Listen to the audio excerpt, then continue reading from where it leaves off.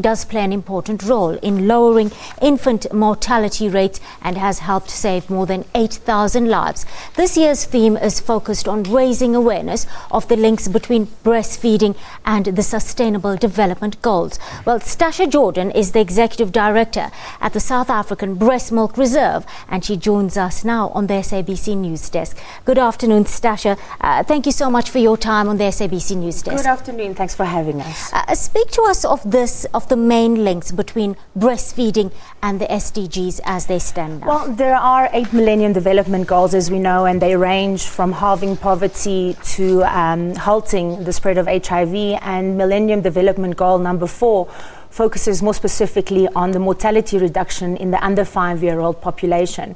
Our target was to reduce the mortality rate by 2/3 by 2015. We more halved it in South Africa than 2/3 reduced it. However, this in no way undermines the efforts that are being made to reduce mortality rates. Some of the latest UNICEF reports show that more than 820,000 lives under 5-year-old children could be saved through the scale-up of breastfeeding, and that breastfeeding is in fact an intervention that works. Okay, let's bring this a little bit closer to home, Stasha. I exclusively breastfed both my sons, one of whom was premature for about 18 months. He's now 13 years old. So I can personally attest to the merits of breastfeeding. I expressed and breastfed during and in between my news shifts right here at the SABC. But for most young mothers, they don't find themselves in such a fortunate position. How enabling our work environments in South Africa right now in the context of breastfeeding?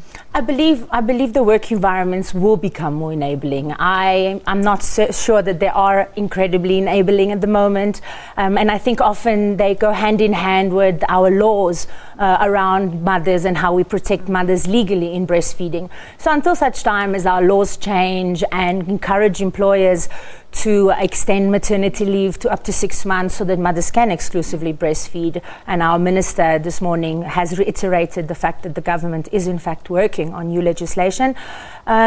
Corporates should make breastfeeding facilities available. By law, mothers are entitled to breastfeeding breaks, 2 half-an-hour breastfeeding breaks a day, and communicating your breastfeeding intentions to your employer is very important in managing your relationship between employer and employee.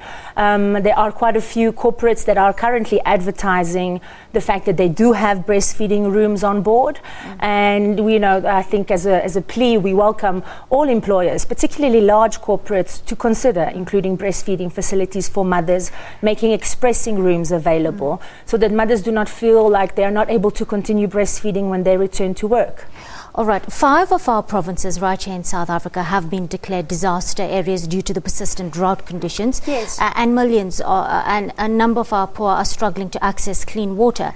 In that context, Stasha, supporting breastfeeding mothers is more vital than ever, you would say? Absolutely. I mean, one has to take in consideration the litres of water that are required to safely feed an infant formula. Let's say in a 7-day period, we need 170 litres of water to mix formula, clean the implements, and obviously clean the surfaces, maintain the hygiene levels that are required.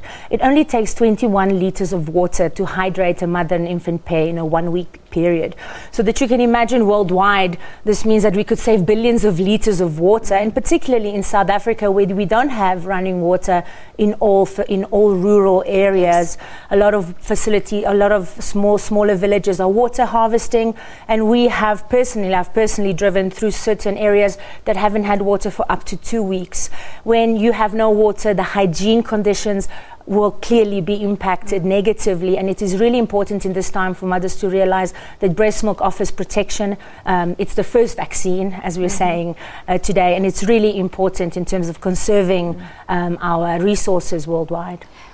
Despite all these clear benefits to both infants and society at large, Stasha, less than 7% of our South African mothers currently breastfeed exclusively for more than 6 months. Absolutely. What are some of the barriers to longer-term breastfeeding? I think it's also important to explain this statistic. We say that there is 7% exclusive breastfeeding at 6 months.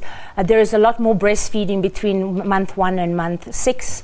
Extended breastfeeding is impacted directly by maternity leave laws. So once again, it's that situation where if we do not enable the mother and support the mother through legislation to breastfeed, we will have a difficult time encouraging a woman that probably is bringing an income into the household that is much needed to breastfeed. So to this end, I think we invite reflection and action on the part of government to change this. Let's talk about this need to build a robust breastfeeding culture. There's still a great deal of stigma around breastfeeding.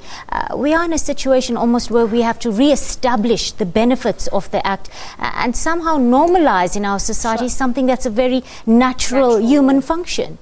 You know, as I said, in something that it was worth mentioning, we have established in South Africa a coalition, which is the South African Civil Society for Adolescents, for Women, Adolescents and Children's Health, which is a coalition of a number of non-profit organizations that are working in the normalization of breastfeeding. And it's really important to come together as society to enable mothers to breastfeed and to build this culture. So it's really important for people to participate actively, support your mothers, your daughters, your children in breastfeeding, be an enabling member of breastfeeding society. Thank you, Stasha, for your time on the SABC News Desk. Thank Always you. a pleasure to chat to you. Thank you. Stasha Jordan, she's the Executive Director of the South African Breastmilk Reserve. Let's move